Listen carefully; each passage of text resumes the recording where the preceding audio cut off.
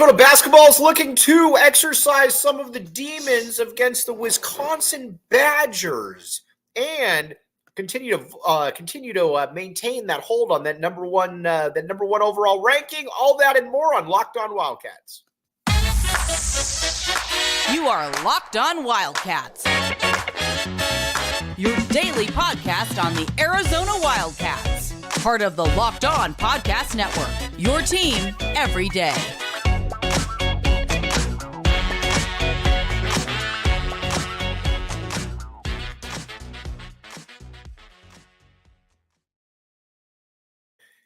Happy Friday, Wildcat fans, and thanks for keeping it Locked On Wildcats. This show is brought to you today by PrizePicks. All right, now, Arizona, Wisconsin. Now, before the season, I'm going to be honest with you. I didn't see this game being a super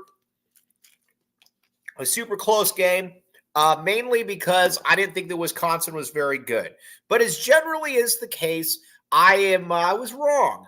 Wisconsin is actually good. Now, again, it's Big Ten good, so you got to take that with a grain of salt. Take that for whatever it's worth, my friends. But Wisconsin obviously is a good basketball team, so we certainly need to keep that in mind.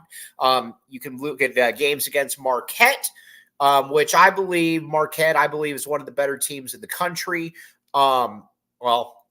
They're one of the better teams in the country, and they've got a variety of different ways that they can get at you. They can get at you from the guard play. They can get at you from the big men. It's just overall a very, very good basketball team. Michigan State as well. We know that. So, again, Wisconsin has some good wins, some solid performances under its belt. Now, with Wisconsin, the thing that's interesting, too, is that they're pretty much solid across the board and that nobody's ever going to go for 35 points, or it's going to be a collective effort from probably about 8 to 14, something like that. But again, it's a solid basketball team. But in this game, though, In this game, I'm very interested to see what exactly Arizona can do because, again, Wisconsin brings a little bit of a contrasting style. And by a contrasting style, I mean something where it is it's more of a slowdown type offense. And again, Michigan State had that and Arizona fared well. But I think in this stage of the game, with the way that this out-of-conference schedule is working, Arizona, I think it behooves them to be able to play all kinds of different teams, and not only be able to play all kinds of different teams, but to be able to see exactly what they can do. You use an example, say Duke. Now, granted, Duke has turned out to not be the greatest team in the world. Get that. But still, you've got a plethora of NBA talent. You're in Cameron, which I still think can't really be underrated. You're in Cameron, and on top of that, you're also then after that, you're playing a team like Michigan State. Michigan State is definitely better than I gave them credit for. Then you're going to have Purdue coming up after Wisconsin. You're going to have Alabama. You're going to have Florida A&M. You're going to have a gauntlet of teams here. But Wisconsin coming in here is going to be fascinating because, again, it's a solid team. They're going to look to slow it down. But I think that slowing it down against Tommy Lloyd is easier said than done. I think the school is going to try to slow Arizona down, but I also don't know how successful they're going to be able to do that. And a big reason why is that Arizona is always going to look to run, and it's not like they're looking to run just off of an inbounds pass, which is always kind of Sean Miller's thing where they would inbound the ball, and then you would tell then he would have his wide receiver, then he would have his point guard run to half court and then call out a play. That's not what Lloyd does. Lloyd is looking to shoot passing lanes. Lloyd is looking to extend out, and not only is Lloyd looking to extend out, Lloyd is looking to cause friction out there. Not only is he looking to cause friction, he is looking to impose his will. We've talked about this from day one. We talked about it from day one that this is essentially a team in Arizona that, again, is going to look to push the tempo whenever it can. And a big part of that, again, is shooting passing lanes. Against Wisconsin back in the day, Arizona had an absolutely loaded team. Well, which time? you had, again, you had Nick Johnson, you had Aaron Gordon, you had Rondé Hollis-Jefferson, you had Brandon Ashley, you had Caleb Tarczewski, TJ McConnell, Nick Johnson, if I didn't already name him. And what was always frustrating to me is that you didn't use those type of players to say, okay, we're going to get out there, we're going to shoot these passing lanes, we're going to get involved. And there was just never really any of that that kind of impetus. And I think that's what was kind of I think that was what was frustrating. Tommy Lloyd is a lot different in that regard, and that Tommy Lloyd is not going to sit back. He is going to look to force the issue. And I think against Wisconsin, you'll see that, because here's the thing: when you deal against teams like with Wisconsin that are dealt off precision offense, if you don't pressure them, if you don't pressure them, if you don't try to make their life uneasy, they're going to pick you apart. Again, it's kind of like that old school Pete Carrill, Wisconsin thing, where they're going to they hope that you don't press them. They hope that you essentially let them swing the ball around and try to make plays and, back off when the time is. And I don't think that that's something that Arizona is going to do. Actually, it's 1,000% not what Arizona is going to do. I think that's very, very easy to say there. Now, what does Arizona need to do in this game, and how do we see it playing out? The first thing is you're physically more talented across the board. Arizona's bigger. They're more athletic. Let's start up front. This is a game that I think Keyshawn Johnson and Umar Ballo, they got to both eat.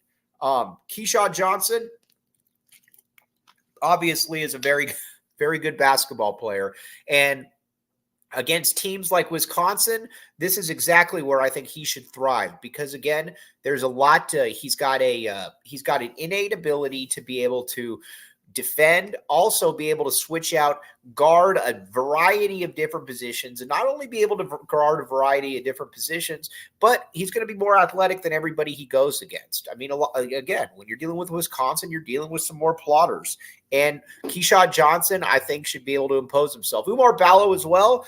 This is going to be a fascinating game, mainly because if it's close, what does Wisconsin try to do? I can see Wisconsin fouling Umar Ballo, leader of men, down the stretch.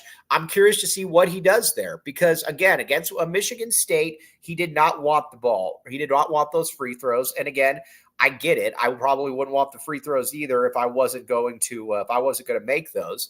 But this is going to be another opportunity, though, to be able to showcase his wares. Is he going to be ready for this moment? Not only is the question is he going to be ready for this moment? Where exactly is he going to?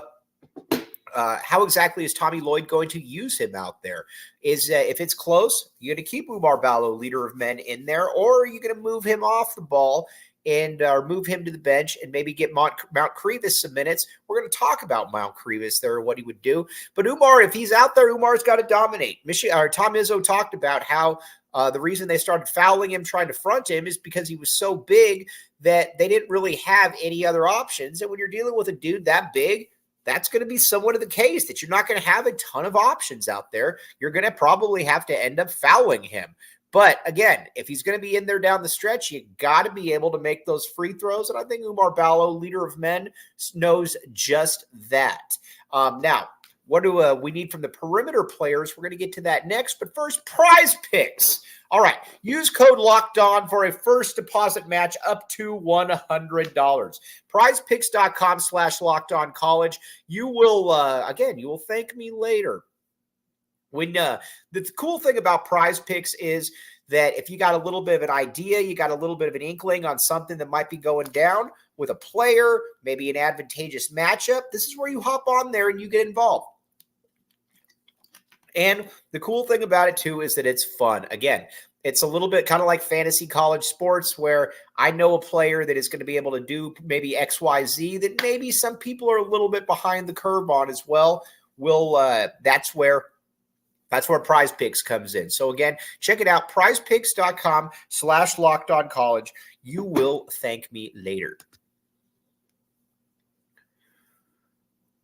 Thanks for keeping it locked on Wildcats and making this your first listen of the day. I am your host, Mike Luke. All right, now let's talk about Arizona and Arizona in the grand scheme of playing on the well, let's talk about Mount Crevis here for a second.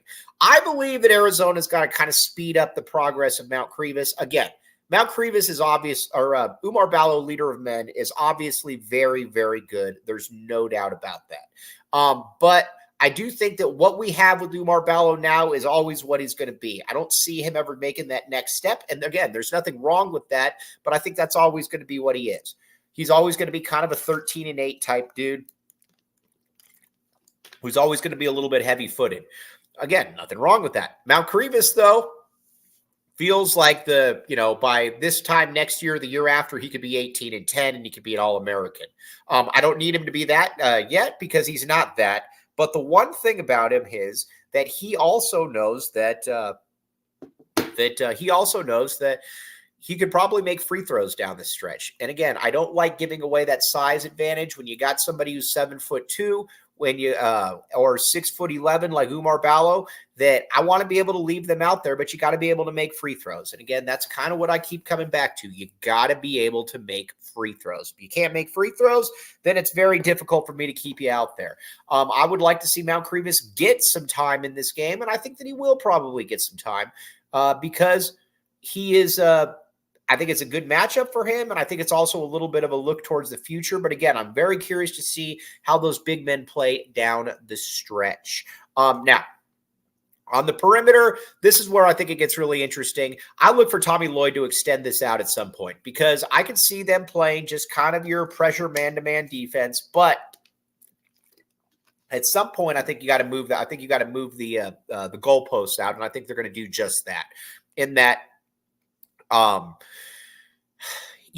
listen, when you got Kylan Boswell, I think that Kylan Boswell is probably going to pick his dude up somewhere between half court and quarter court and going to be able to exert his influence there. Then Caleb Love has turned out to be a very, very good defender. Not only that, Pelle Larsson as well. You've got three players there that all embrace that defensive side of the ball. And I think Pelle Larsson is going to be going back and forth from, I think Arizona is going to go small at times, but I also think that Pelle Larsson's also going to obviously be switching off and on some of Wisconsin's best perimeter players. And I think that's partially by design, obviously. But I look for all three of those guys to be able to shoot passing lanes and, again, be able to extend the defense. And if that happens, then I think this game could get out of hand.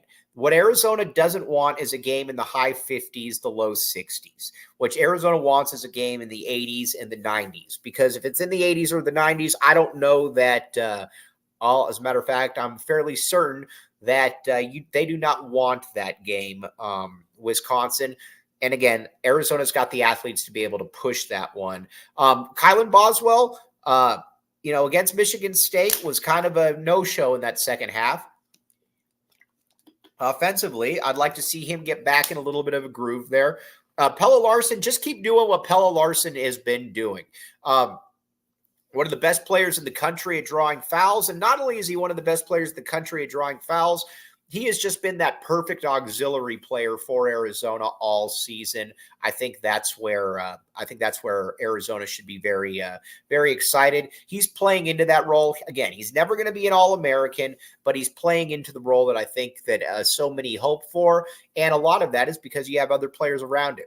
Now with Caleb Love, it's just more of the same. Listen, Caleb Love is never going to be a high-efficiency player. And by high efficiency, I mean somebody that's shooting 46, 47% from the field. He's just not that dude. But if I can have him around 41, I know that if a game's close, he's going to want the ball. And that is something that we cannot minimize. Caleb Love wanting the basketball. That is a big part of it. And not only is it a big part of that, I think it's also, that his defense, again, he had a massive steal against Michigan State that put that game out of reach. And not only did he put that game out of reach, it was a spot where Arizona desperately needed that. More of that, please. More of that.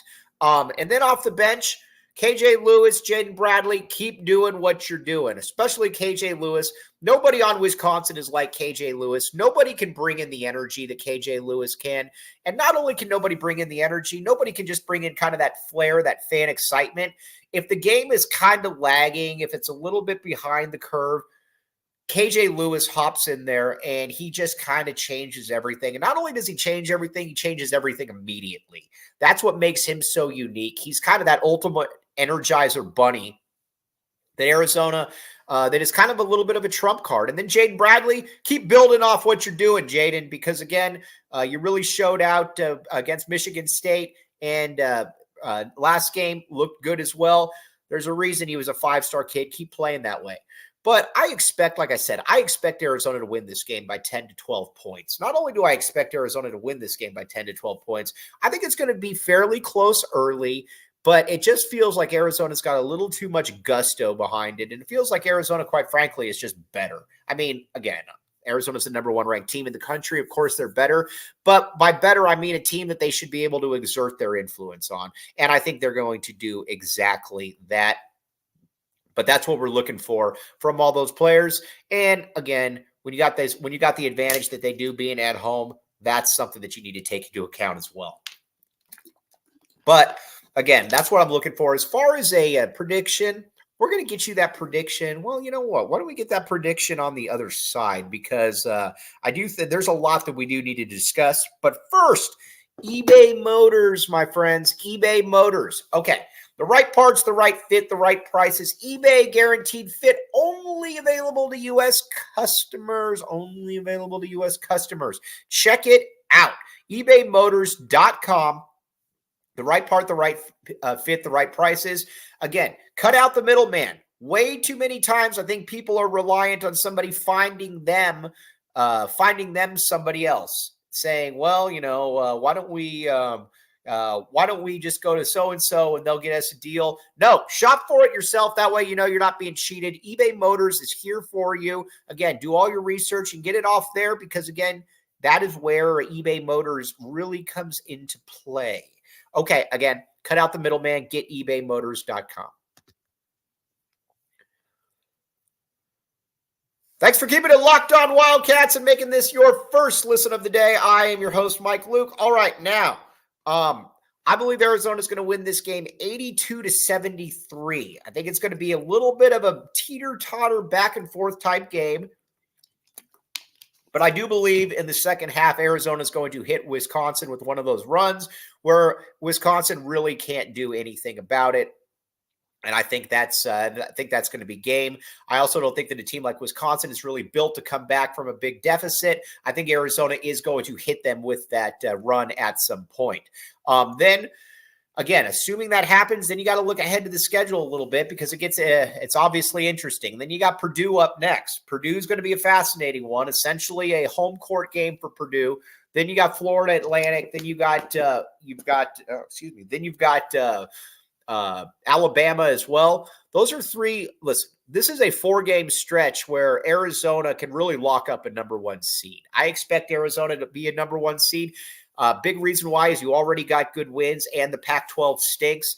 I think Arizona's going to run roughshod over the Pac-12, but I do believe that with the rest of this schedule, that Arizona is going to be tested in a variety of ways. We talked about it with Wisconsin, that Wisconsin is obviously going to be a little bit of a slow it down, meticulous team. And I think there's something certainly to that. But then you go to Purdue, which is the betting favorite. I don't know why they're the betting favorite, but Purdue is the betting favorite to win it all. Again, Zach Edey and a bunch of dudes. I know they're a little bit better. I don't care. Purdue, to me, is still the team going out early. Then you got Florida Atlantic, who has maybe the best guard units in the entire country. Florida Atlantic is good. Florida Atlantic is really good against Illinois, obviously. I believe Illinois, by the way, is going to be the Big Ten team that goes the furthest in the tournament, but that obviously was a tough game.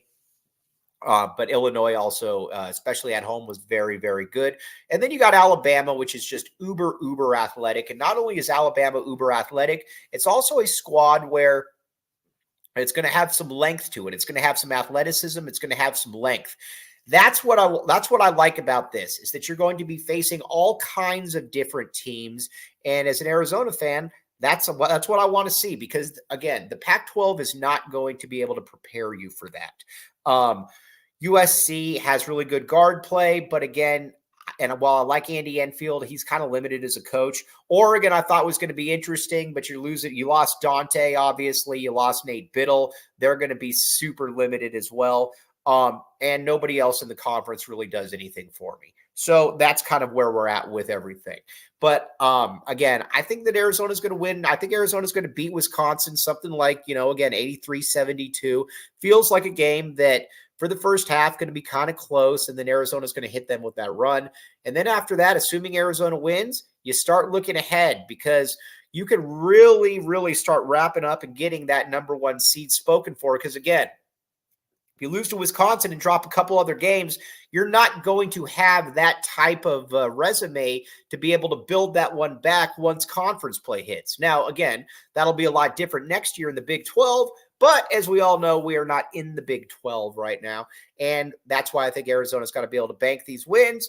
And I think Tommy Lloyd, being the coach that he is, he's going to be able to see how his team reacts in a variety of different angles. So again, got to get out there, watch these Wildcats, because again, they're good. It's the number one team in the country, and we'd like to hold on to that number one ranking for as long as possible, because no matter what anybody says, it's a cool thing to be ranked number one. It matters. It looks cool to kids, and it's something that you could certainly build on. But we'll be back on the post-game show. We're going to have a post-game show after Arizona, Wisconsin, hopefully talking about a big Arizona victory, and then a look ahead, a springboard to the Purdue game. But as always, thanks for making Locked On Wildcats your first listen of the day. Have a great rest of your Friday. And again, we're going to be back with you on the post-game show. Thanks for making Locked On Wildcats your first listen of the day.